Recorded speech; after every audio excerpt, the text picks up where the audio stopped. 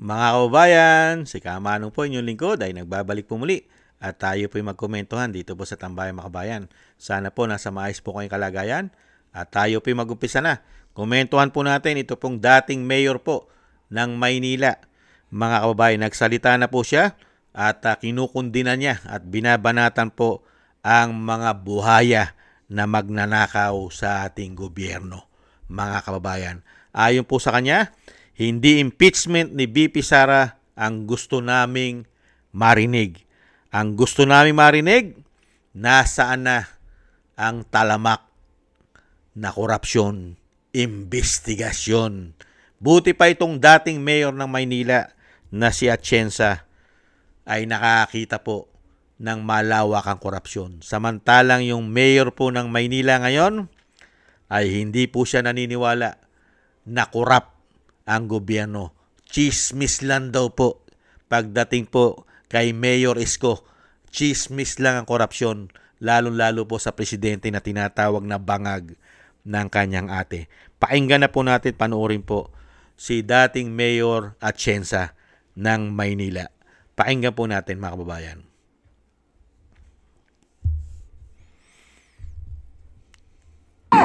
Ano kaya ako na magiging Hindi impeachment ni Sara, gusto namin marinig. Prosecution ng mga magnanakaw sa Kongreso at Senado. Yun ang gusto namin marinig. Akusahan ninyo yung mga dapat banggitin at akusahan at hulihin at idemanda rin. Hindi si Sara lang. Puro kayo Sara, Sara, Sara. Para si Sara, saan yun ang paghihirap at Pilipino?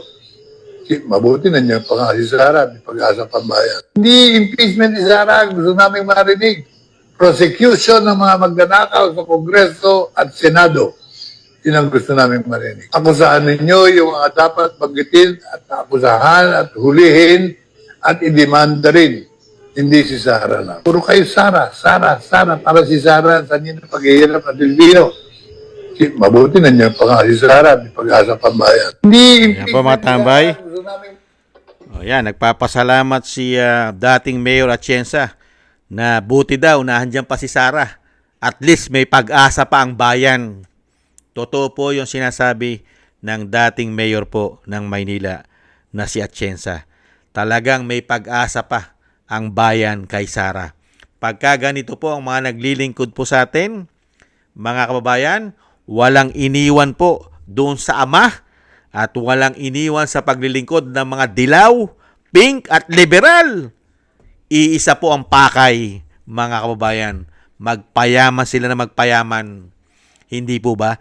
Yun ang ginagawa po nilang paglilingkod. At sakim sa kapangyarihan. Buti pa nga may Duterte pa. Nahandyan pa si Sara. May pag-asa pang muli ang ating bansa. Kaya nga po yung sinasabi ni Atienza, mahiya naman kayo, mga senador. Yung prosecution, nasaan na ang korupsyon? Sino na mananagot? Hindi ba? Puro kayo impeachment. Pero nasa inyo ang talamak na pagnanakaw.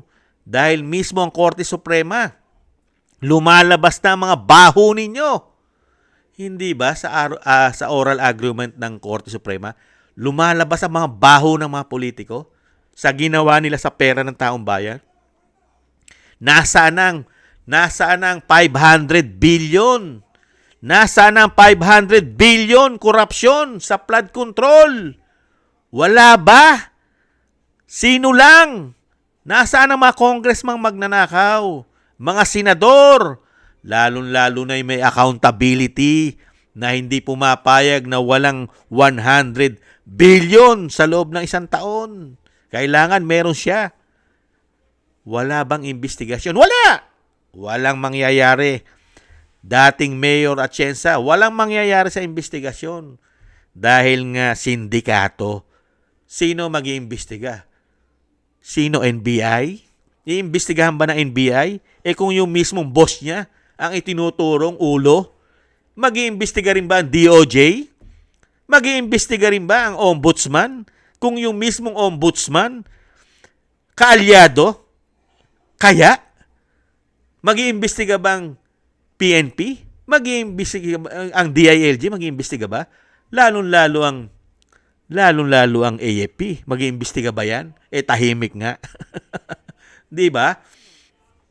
Buti pa ito si Atienza, kabila po ng kanyang kaedadan. May edad na po ito Si Atienza, hindi na rin po bababa sa 80 anyos yan.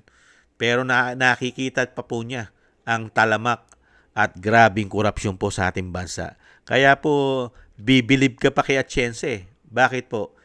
Kung yung mayor ng Maynila ngayon, na galit po sa korupsyon. Hindi po ba galit na galit sa korupsyon yung mayor ng Maynila? Mga kababayan, di mo ba? Nung una, di mo ba?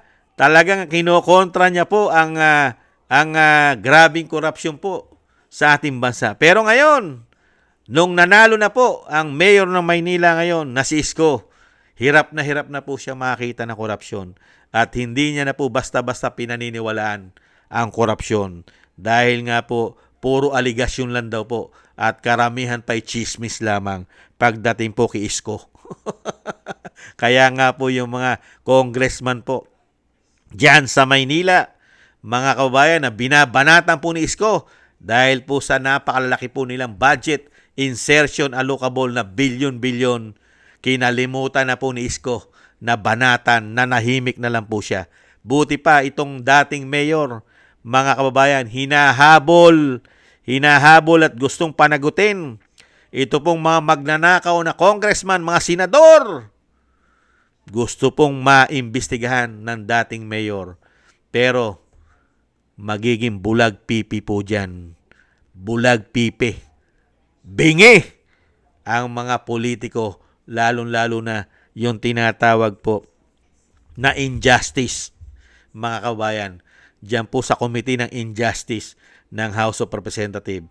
Wala ka pong mapapala dyan dahil kung ang iimbestigahan ay sila-sila rin. Biri mo, iimbestigahan ng mga congressman, sila-sila rin. Pambihira. Kaya nga pilit nila pinagtatakpan at inilalayo po ang issue ng korupsyon nila. Kaya nga po pilit nilang dinadala ang issue ng korupsyon sa pamilya Duterte para po ma-divert at mapagtakpan po ang kanila pong kawalang-hiyaang pagnanakaw sa pera ng taong bayan. Hindi po ba? Yun po ang tunay na pangyayari. Kailangan po nilang may ituro at sisihin para po ang issue ng korupsyon nila ay hindi po mapag-usapan. Kaya nga po kung kani-kanino na po nila dinadala ang issue po ng korupsyon nila. Kung sino-sino na lang po ang itinuturo, kung sino-sino na lang po inaakusahan. Hindi po ba, mga kababayan? Kaya nga po ang nakakalungkot. Ang nakakalungkot lang po sa ating bansa, wala na po tagapagtanggol. Yun lang po ang masakit, dating Mayor Atienza. Wala na pong tagapagtanggol ang mga Pilipino dahil kahit po yung tagapagtanggol po ng mga Pilipino ay tulog. Mahimbing na mahimbing po ang pagkakatulog dahil busog na busog po yata, mga kababayan. Yan po ang nakakalungkot sa nangyayari po sa ating bansa. Yung mismong magtatanggol po sa atin ay sila po ngayon ay tulog na tulog dahil po busog na busog di umano. Kaya yan po, mga kababayan, buti pa at narinigan po natin magsalita ang dating mayor. Buti pa siya. Kahanga-hanga sa kanya pong katandaan ay talagang nakikita pa niya ang kabulukan ng kapwa niya politiko. Dahil hindi rin naman siya malinis na politiko. Di po ba? Hindi rin naman siya malinis sa politiko. Kaya nga lang po sa panahon ngayon, mas grabe po sa kanya. Yun lang po yun. Mas grabe po kasi ngayon. Wala na pong takot.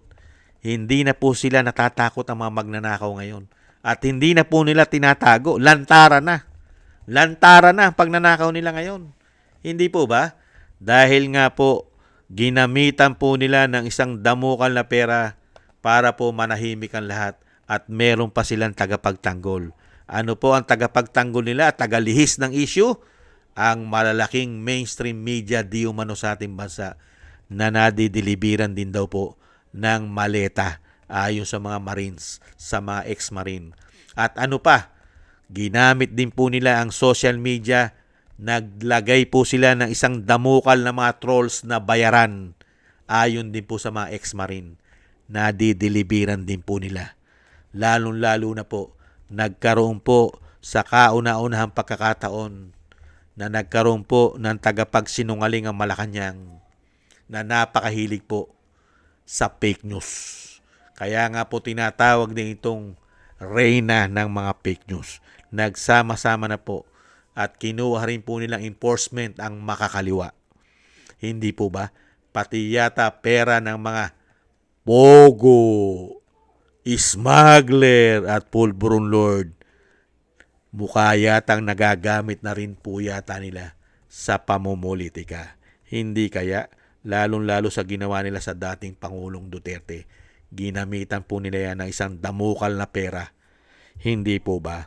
Mabuhay po kayo, dating Mayor Atienza, mabuhay po kayo. At sana yung inyong hiling ay mangyari po yan sa mga darating na panahon.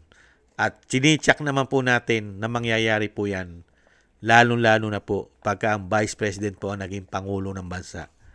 Lahat po ng gustong mangyari ni dating Mayor Atienza, sana po'y buhay pa kayo at makita po ninyo ang gagawin po ni Inday Sara sa mga hayop na yan. Di umano. Maraming salamat po sa nagusto po natin Tambayang Makabayan sa YouTube at TikTok. At ganun din po sa ating mga subscribers at sa patuloy po nagsusubscribe at sa mga nagko-comment, like, share, and subscribe. Mabuhay po kayo. Shoutout po sa inyong lahat.